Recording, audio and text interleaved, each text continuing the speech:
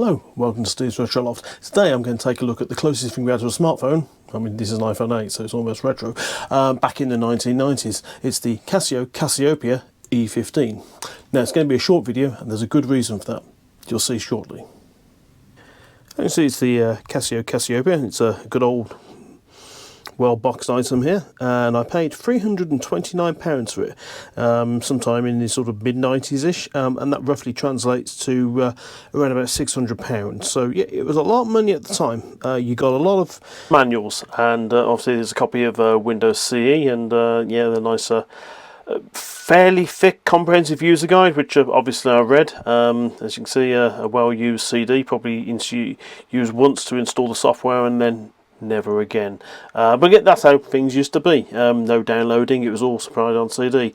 Along with the device and the dock and various other things, you actually got a nice leather case. I assume it was leather, judging by the way it seems to have leaked onto the cardboard box. But there you go, accessories, which is something you don't get in these days. I mean, you're lucky to get a cable inside the box. So yeah, let's have a look at the quality of the Cassiopeia screen.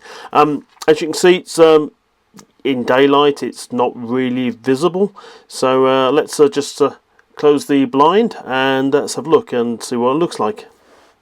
As you can see, this is with the backlight on. So I don't know what's happened with this screen, whether it's got worse with time, or whether it was always terrible. And obviously now when I compare it to the brightness of a smartphone, obviously this is a backlit LCD or LED, whatever it is, screen, it's a lot better. But yeah, there was a distinct difference. I mean, at the time it was probably all we could get. It's actually something that makes me laugh now when people look at a modern day device and criticise the lack of colours, or it's not running at the right speed or frequency or whatever. People complain that your phone's not running at 120 Hz or whatever, and you just think, well, go back 20 years and look how bad things were. And I think we've been a little bit spoilt these days with having yeah, quite high-tech devices. But yeah, let's have a quick look. And as I said, it is going to be a quick look because I think, you know, as a video goes, this is a really poor quality display to try and judge or try and replicate. It may have got worse with age, I'm not sure, or it may have always been a terrible device, as I said earlier, and it's just what you get used to. Yeah, so as you can see, it's fairly limited. It was a device I used to use mainly to log my mileage when I had a company car. Used to have a pocket version of Excel. A friend of mine at work at the time, Richard, he had the colour version, which I think is the E105, and I think that came with the version of Excel, the portable version of Excel, which I obtained via him. Might have been piracy, I don't know, possibly, but it was odd. Yeah, it's odd that it never came bundled with it. It's actually quite a useful little version of Excel, and then I could export it to my PC. Now, I would show it, link it up to a sort of Windows PC, but it only really talks to a Windows 95 and Windows 98 machine, and you know what? I haven't got, well, I can get one, but do I really want to? Yeah, I mean, yeah, I know this is a retro channel, but do I really want to go through the rigmarole of trying to find a PC with a working serial port with Windows 95? I mean, I've got a Windows XP machine, which I use for my film scanner. That may work. That's probably pushing it a little bit. But yeah, there you go. Yeah, it's possibly not the best look at something I've ever done, but the actual device itself was quite nice. It's a nice hand sort of portable size, and you know, it's not too dissimilar in size to, yeah, a smartphone. Obviously it's much thicker, and it's, yeah, weight wise difficult to say. Yeah, I should put it on my scales, but it's not that heavy. It's yeah, it was quite a light device. It's powered by two sort of a combined sort of double treble A cell rechargeable, and the battery itself is largely terrible now, but again, it has been in my loft for nearly 20 years, yeah, unloved. And obviously it came with Steve Jobs' favourite thing, a stylus. Yeah, I mean, it's obviously offered a bit more precision. Obviously the touch screen on this was probably fairly basic, and, you know, big sort of fat cake fingers like mine, yeah, probably wouldn't be that good, especially when you're trying to enter something on Excel, or the pocket version of Excel. But yeah, there it is. Obviously it had a compact flash expansion port at the top, which is something I never used. I think you might have been able to connect it up to possibly a modem or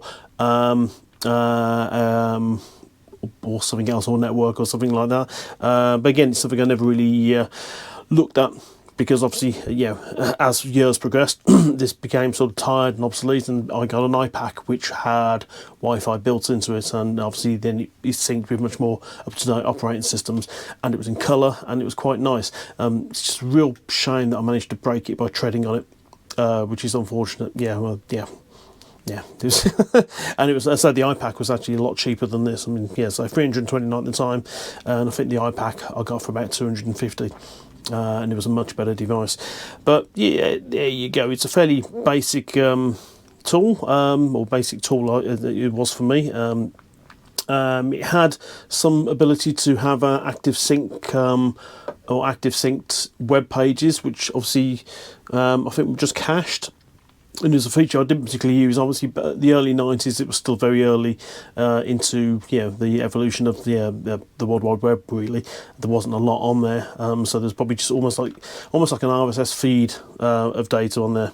Obviously, I never really used it that much, and yeah, obviously then other things came along. The iPack, which was much better, had a better version of some of the online presence there. It still, yeah, wasn't as good as a smartphone, but yeah, as I said at the time, smartphones weren't a thing. So I think they only became a thing sort of sort of mid 2005-ish, and then obviously the iPhone came out 2007, 2008, and yeah, I think then it took off and spiraled. But there you go. As I said, it was a quick video today, just to have a quick look at something that's been sort of an itch I wanted to scratch. It was a device that's been sitting in my loft for a long time. I just wanted to see if it worked. Obviously, yeah, the battery, as I said, the battery life is utterly terrible these days, and the screen quality is bad. So I don't know if the screen's degraded over the years of being stuck in my loft. And obviously I know the battery's going to go, because it's a nickel metal hydride battery, which is the same as what's in the Nokias at the time, and these things used to last about a week. And I think the battery life for this was about 15 to 20 hours or so, which, you know, it was actually quite good when you consider how sort of poor the battery technology was at the time. So yeah, that was it. It's a quick look at an old device. Yeah, thank you very much for watching, and I hope to see you again sometime. Okay, bye bye.